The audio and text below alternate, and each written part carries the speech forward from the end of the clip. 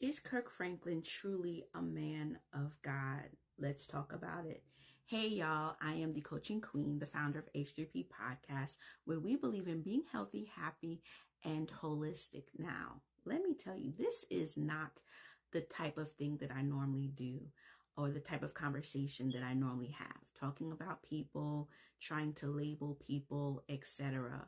I have my own points of views on many situations and many different types of churches and different types of congregations, but I usually keep these thoughts to myself. But today, after watching Kirk Franklin's performance on the BET Awards, I thought I would add my perspective from a clinical perspective.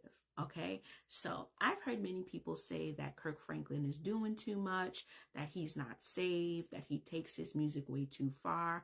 I've even heard someone label him as having the Luciferian spirit. And although truth needs to be told, and I do believe in other believers warning people about people if the Lord has given them a word, and if there's harm being done to other people, especially.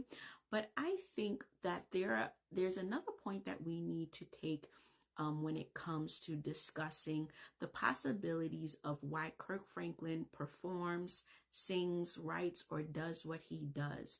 And I want to give the clinical perspective, okay? Many of you may or may not know that Kirk Franklin was abandoned by his mother. He was given up for adoption, that he basically was fostered, and even to this day has had issues with his biological mother. And some of that has stemmed into even issues with his own children. And I believe that there's also some mental health issues that are at play. And unfortunately, the church doesn't really talk about mental health. And H3P Podcast is all about God, church, and mental health. We practice holistic means of living according to God's rule, according to God's principles, according to the Bible. And I truly believe, from a clinical perspective, if you don't know, I've been working in the mental health field for almost 14 years. I believe that the things Kirk Franklin may do is part of his personality. I believe that God, just like he's given us all a different fingerprint, he's all given us a different personality, a different way of doing.